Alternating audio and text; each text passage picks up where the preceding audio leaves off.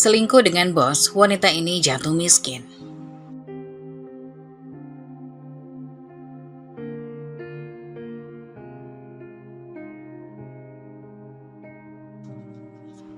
Afifa, seorang wanita berusia 27 tahun, telah lulus kuliah sekitar 3 tahun yang lalu dan kini bekerja di sebuah perusahaan besar. Saat ia memulai proses melamar pekerjaan, ia menghadapi persaingan ketat dari berbagai kandidat berprestasi, membuatnya merasa sedikit kesulitan. Namun dengan kegigihan dan kemampuannya, Afifa akhirnya diterima dengan posisi yang lumayan. Merasa bahwa ia telah mencapai pencapaian yang memuaskan.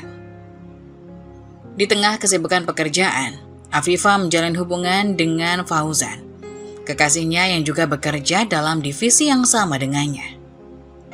Kehadiran Fauzan seringkali membuat mereka berdua bersama di tempat kerja. Hubungan mereka pun menjadi buah bibir di kalangan rekan kerja dan bos mereka, sehingga bos mereka memberikan peringatan agar mereka tidak mencampuri urusan pribadi dengan pekerjaan, demi menjaga fokus dan kinerja yang baik, agar tidak berdampak negatif pada hasil kerja dan produktivitas perusahaan. Afifa dan Fauzan menerima nasihat bos mereka dengan bijak. Mereka berdua berusaha keras untuk memisahkan urusan pribadi dan profesional. Mereka belajar untuk membedakan antara hubungan pribadi dan pekerjaan, sehingga tidak ada gangguan yang merugikan dalam lingkungan kerja.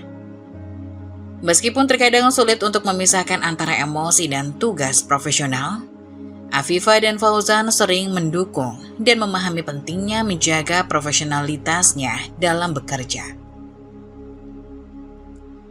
Dengan tekad dan komitmen untuk tetap fokus pada pekerjaan, Afifa dan Fauzan berhasil menyeimbangkan hubungan mereka dengan tugas-tugas kerja.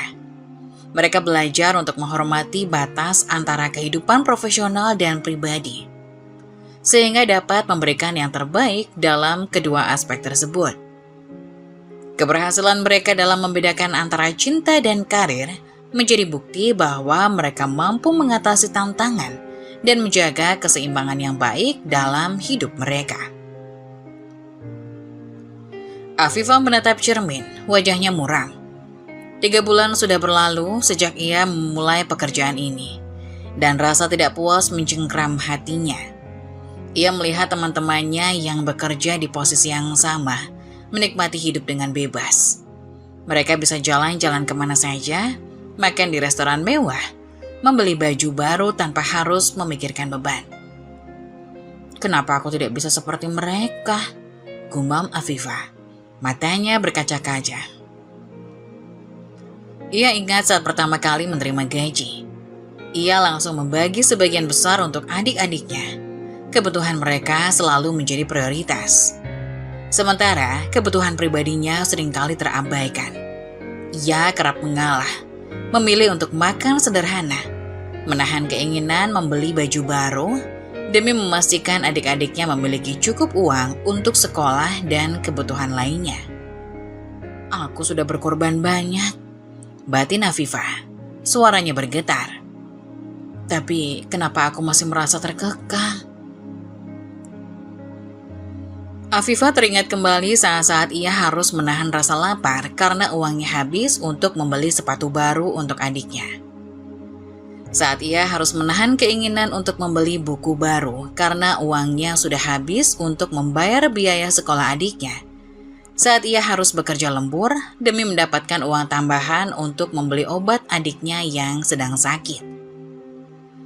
Kapan aku bisa merasakan kebahagiaan? Tanya Afifa pada dirinya sendiri. Ia merasa lelah dengan beban tanggung jawab yang begitu berat. Lelah dengan rasa tidak puas yang terus menghantuinya. Ia ingin merasakan kebebasan, merasakan kebahagiaan seperti teman-temannya. Aku harus melakukan sesuatu, tekad Afifa, matanya berbinar. Ia tidak bisa terus-menerus terpuruk dalam kesedihan. Ia harus bangkit, harus berjuang untuk meraih kebahagiaan yang selama ini ia impikan. Afifa menarik napas dalam-dalam, lalu tersenyum. Ia akan mencari cara untuk keluar dari keterpurukan ini. Ia akan mencari cara untuk mendapatkan kebahagiaan yang selama ini ia rindukan. Aku akan membuktikan bahwa aku bisa bahagia, bisik Afifah. Matanya memancarkan tekad yang kuat. Afifah duduk merenung, memikirkan langkah apa yang perlu ia ambil untuk meningkatkan kesejahteraan dan kepuasan dirinya. Ia merasa tertinggal dari beberapa temannya yang sudah meraih kenaikan jabatan, sementara dirinya masih stagnan. Afifah mulai mencari tahu apa syarat-syarat yang diperlukan untuk naik jabatan dan apa langkah yang harus ia ambil untuk mencapainya. Dengan tekad yang kuat, Afifah memutuskan untuk fokus pada beberapa hal yang dianggap penting untuk naik jabatan. Pertama, kinerja yang baik. Afifah selalu berusaha untuk memberikan yang terbaik dalam pekerjaan, memaksimalkan hasil kerjanya dengan penuh dedikasi. Kedua, tanggung jawab.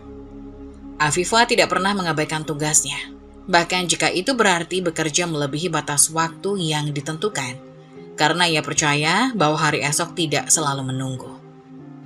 Afifah juga sadar akan pentingnya kemampuan dan kompetensi, pengalaman kerja, pendidikan dan sertifikasi, kemampuan kepemimpinan, reputasi, dan etika kerja dalam meraih kenaikan jabatan. Ia berusaha untuk terus meningkatkan kemampuan dan kualitas dirinya, serta membangun reputasi yang baik di lingkungan kerja. Namun meskipun ia telah menerapkan hal-hal tersebut, Afifah masih merasa ragu apakah itu sudah cukup untuk mendapatkan kenaikan jabatan yang diinginkan. Afifah merasa frustasi dan terbebani dengan pemikiran bahwa teman-temannya tampaknya lebih mudah dalam meraih kenaikan jabatan. Ia merasa bahwa prosesnya tidak semudah yang ia bayangkan, dan mungkin ada hal-hal lain yang perlu ia pelajari atau lakukan untuk mencapai tujuannya. Namun, Afifah tidak menyerah. Ia memilih untuk terus berjuang dan belajar, serta tetap percaya bahwa usahanya akan membuahkan hasil suatu hari nanti.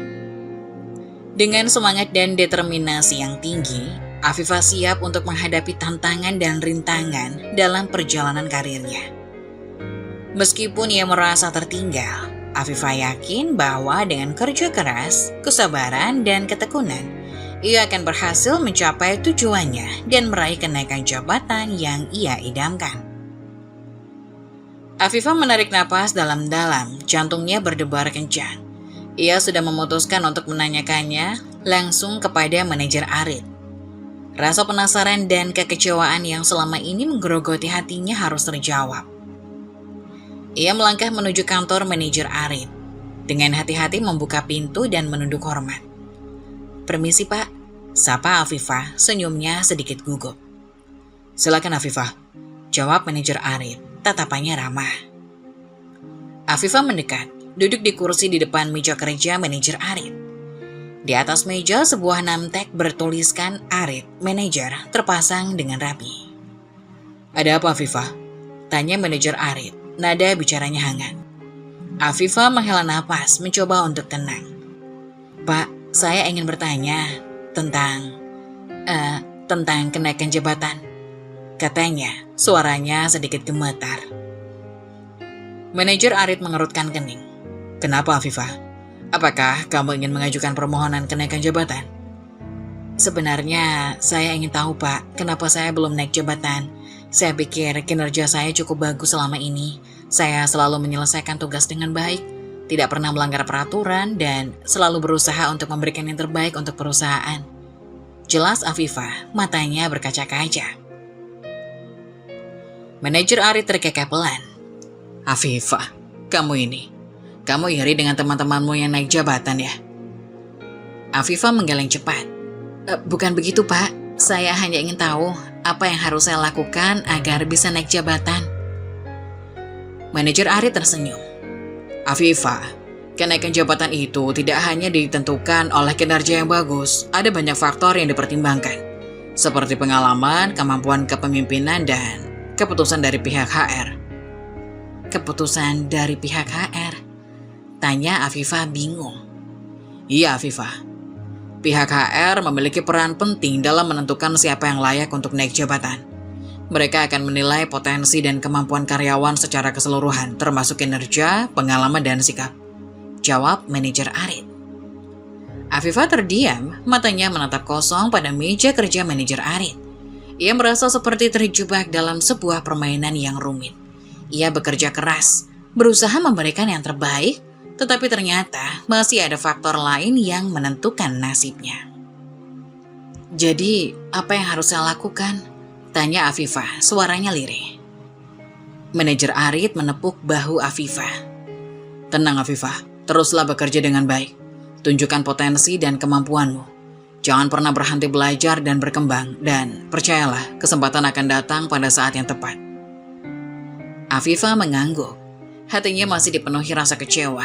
Ia terdiam sesaat, kemudian bangkit dari duduknya. Terima kasih Pak, katanya. Matanya berkaca-kaca. Sama-sama Afifah, jawab manajer Arit tersenyum lembut. Tapi saya punya solusi terbaik untukmu, khusus untukmu seorang. Manajer Arit menatap Afifah dengan keinginan tersembunyi. Afifah mengernyit, tidak mengerti yang dimaksud sang bos. Ia dengan penasaran bertanya dan beliau menjawab. Istri saya sudah 2 tahun kerja di luar kota. Saya sedikit merindukan momen-momen itu. Afifah tersenyum mendengar cerita manajernya. Namun bukan itu yang diinginkan dari manajer Arit. Bisakah kamu gantikan tugas istri saya?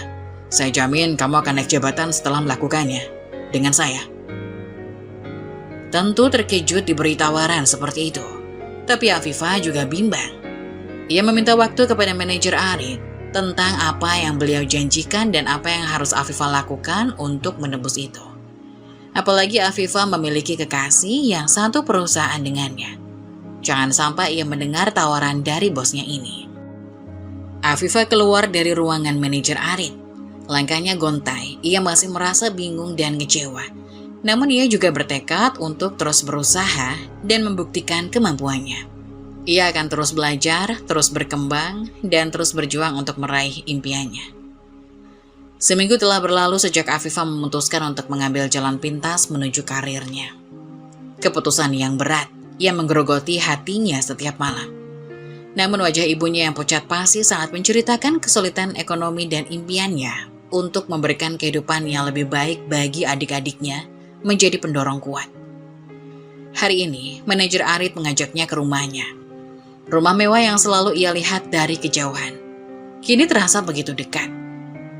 Ia merasakan jantungnya berdebar kencang, seperti burung yang terperangkap di dalam sangkar. Afifah, aku tahu ini sulit, tapi aku janji akan membantumu.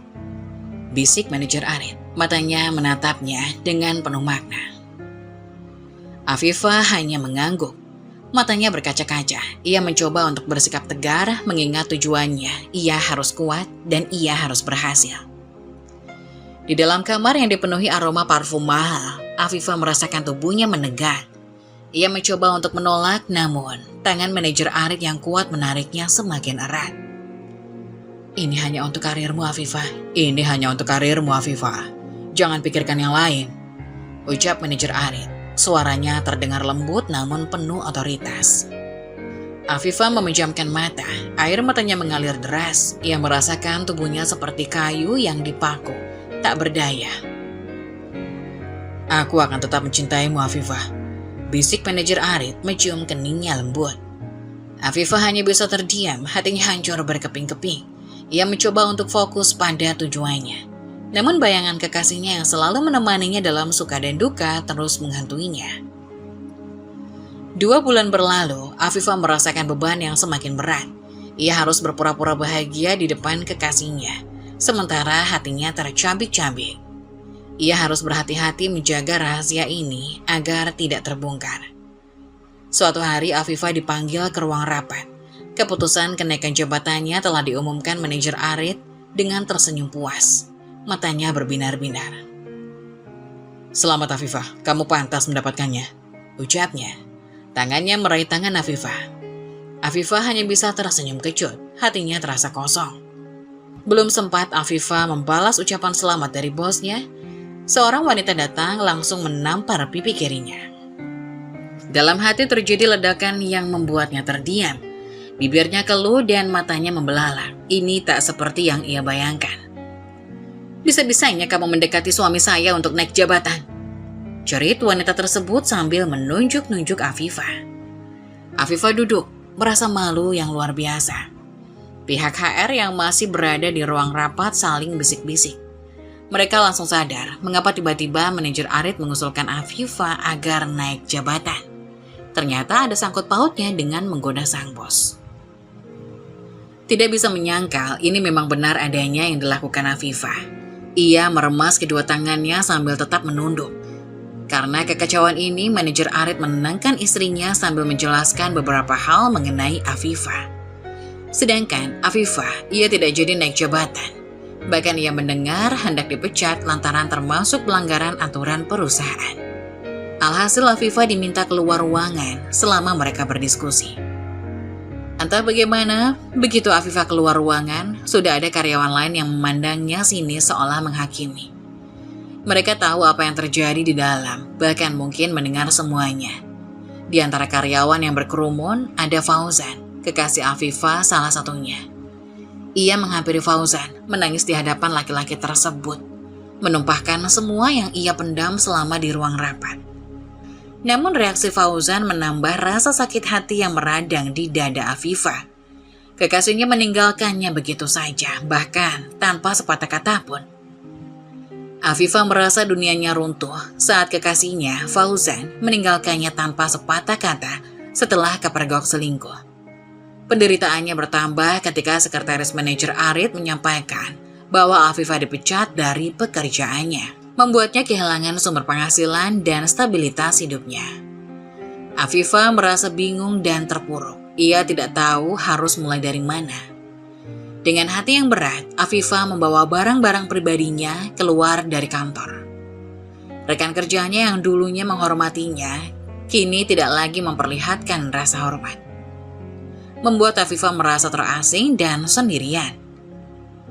Tanpa ada yang peduli, Afifah pulang ke rumah dengan langkah yang berat, menghadapi masalah yang semakin bertumpuk di depannya. Di rumah, Afifah disambut oleh penagih hutang yang menagih pembayaran hutang orang tuanya. Afifah yang tidak memiliki uang sebanyak itu berjuang untuk menjaga kestabilan keuangan keluarganya.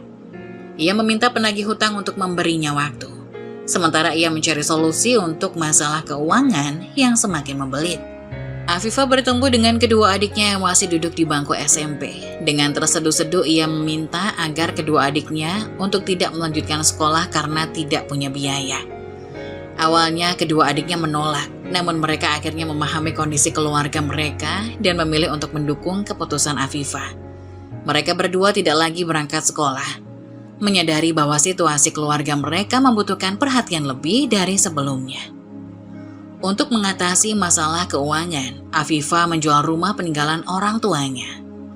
Uang yang dihasilkan dari penjualan rumah tersebut direncanakan untuk membayar hutang orang tuanya dan membeli rumah yang lebih murah. Namun, masalah tidak berhenti setelah rumah terjual. Afifah masih menghadapi kekurangan uang untuk kebutuhan sehari-hari, membuatnya merasa lebih miskin dari sebelumnya. Afifah menyesal karena kurang bersyukur dengan kehidupan yang dimilikinya sebelumnya. Kehilangan segalanya membuatnya menyadari pentingnya bersyukur atas apa yang dimiliki dan menghargai setiap momen kehidupan. Meskipun menghadapi kesulitan yang besar, Afifah tetap berjuang dan berusaha untuk menyelesaikan masalah satu persatu. Dengan harapan bahwa suatu hari nanti, keadaan akan membaik dan kehidupannya akan kembali stabil dan sejahtera.